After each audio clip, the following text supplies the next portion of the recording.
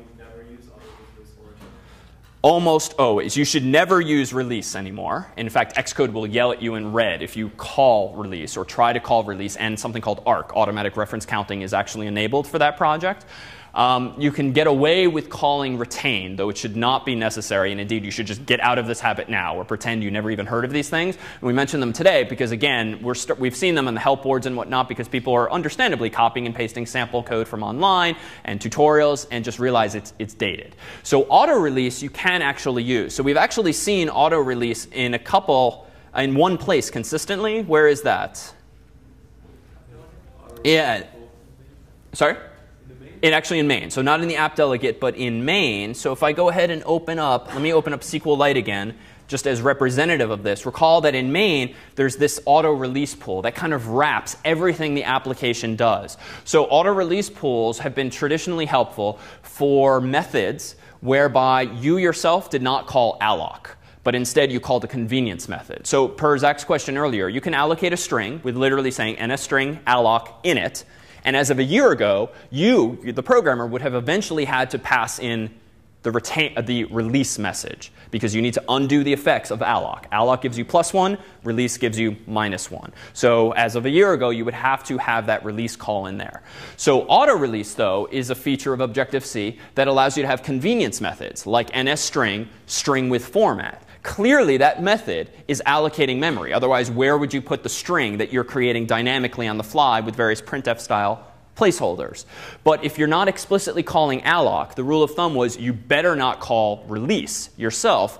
So rather, there's this notion of an auto release pool whereby you can tell the operating system, you know what, this eventually needs to be reclaimed, but I'm not sure when, so allocate this memory not just from the generic heap, but from something called the auto release pool. And I promise in return for this wonderful flexibility of not having to call retain or release myself, that as soon as that auto release pool is drained, so to speak, then you can take this object away. Now, pool is just a collection of memory. Draining it means freeing all of it at once. So what's the implication of having this in main? That your pool is filled with a free memory, so filled with water, filled with memory at the very start of your program, but it's apparently not drained until when? Infer from the curly braces. Exactly, until UI application main is done, at which point, game over. The program is clearly done executing because main is the thing that starts and ends the program. So this almost seems useless. So for the more sort of sophisticated programmers, if you actually have like a for loop in your code or a while loop that has to allocate memory again and again and again, so a tight loop, so to speak, where you're just accumulating a ridiculous amount of memory on the heap that you actually don't want to unintentionally leave around in RAM until the very end of your program, you yourself can actually write @auto release pool with some curly braces inside of your own for loop so that as soon as your tight for loop is done doing whatever memory management it wants, then that memory is immediately freed. So it allows you, the programmer, more fine-grained control over when memory is freed and how much clutter is building up in RAM. So the upside here, if any of this is a little abstract, is that for the most part, you don't have to worry about this anymore. But understanding reference counting and this +1, -1, and this idea of keeping objects around by explicitly planting these stakes in the ground, these days with the keyword strong, is a nicer version than what you probably keep seeing in books and online references. So in short, don't do what's crossed out. Do assign strong and weak for all of your code, as by checking the ARC box when you start a project. All right, any questions? All right, so this is one of these lessons that literally, not until like past recent time, have I actually got into the habit of writing tests for my code. And this was mostly because no one ever made me do this. But thankfully, there's now a course called CS164 that will make you do this. What are unit tests, so far as you know, if you do? Yeah?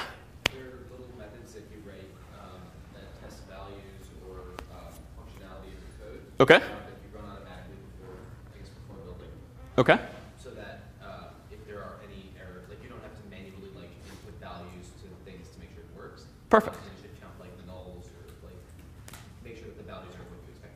Okay, perfect. So they are small methods or functions that you yourself write that simply test other functions or methods that you yourself have written. Right? If you think to yourself, think back to even something like CS50 or whatever first CS course you took, and you finished that problem set and you got the number of Skittles or pennies right, or Mario, or whatever your first problem set actually was, and you felt so damn gratified at like 2 a.m. The thing works. But how did you know it works? How did you know it was correct? What gave you the confidence to actually submit that thinking you were done with the P set? Like in real terms, like how did you know it was time to submit besides the fact that the deadline was 2 minutes later? How did you know your code was done? You could see Mario moving. OK, so you could see Mario moving. In the case of Scratch, you could actually see some visual results. And how about in C, when we finally moved away from the GUI? How did you know that some C-based application, or Java, whatever your first language was right? Yeah. OK, good. So it matched the sample output. So this is actually a reasonable testing mechanism, especially if your whole program is written in main, and main simply has functions like printf that print out to the screen. You can certainly correctness test just by comparing output. But once you move into the world of object-oriented programming, and indeed away from main, which pretty much does nothing now except defer all execution to UI application main, something else altogether, you start to have many, many more method invocations inside of these objects. So how do you now begin to test whether this method is right and this method is right? You can look at the aggregate output, but you know from most any program you've written, there's always corner cases, right? And if you had a really sharp TF, he or she almost always found the damn corner case that you didn't think of, inputting -1 or 0 or a billion or whatever the corner case was, right? Unless you manually test all of those cases yourself, it's hard to be confident that your code is correct. So unit tests are all about writing methods in addition to the ones you care about for functionality's sake, but methods to test those same things, right? Indeed, if you look at the comments in your methods, or if you look at someone's comments in their commented methods, generally the description of the methods will say what the parameters are, what the function or method does, and then what the output is supposed to be. So we might have a method, and let me just pull up something random, like pull up a text editor here. And we can have, let's say, an instance method that returns an int called add x and y.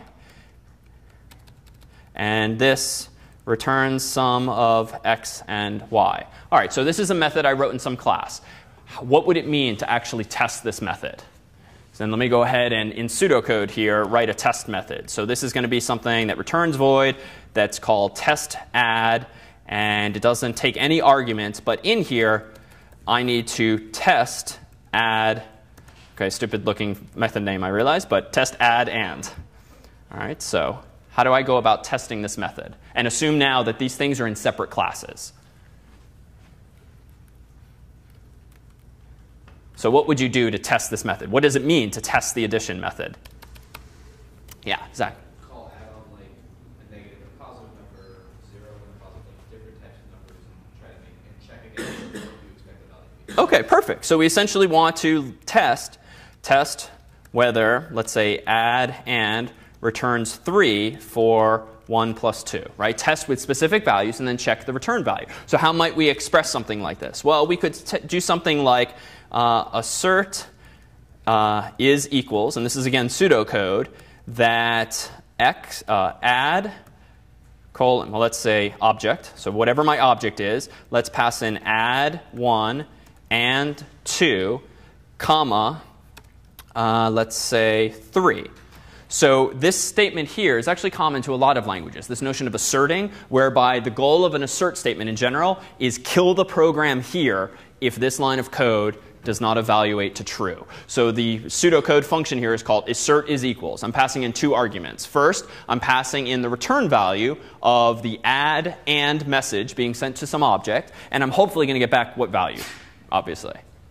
I'm hopefully going to get back 3. So the second argument is the value I actually get back. So in what sense is this a unit test? Well, one, it's a method that's testing another one of my methods, but it's doing it on a very small scale so that I can very easily see, is this method behaving correctly? Now, I'm not going to go ahead and start enumerating thousands and thousands of examples. So these are not proofs of correctness, as you might discuss in CS121 or CS124, because rather than we would have to try checking either proof this thing by induction somehow, or we'd have to test all possible inputs to this function, which probably isn't the best use of time. So with unit tests, testing things like the corner cases, like 1 and 2 is kind of reasonable. But you know what could be an interesting one? How about -1 and 1 had better equal 0? And then another one could be something, again, unexpected, like what if I do 0 and 0? That better be 0. So all those corner cases that verbally for years you've been encouraged, like to think about this, you can literally check those things by writing these tests. And what happens is then with your compiler or whatever IDE you're using, there's usually a command you can run or a button you can click that will run all of your tests automatically for you, allocating your objects as needed, and then it will tell you which of your various assertions failed. And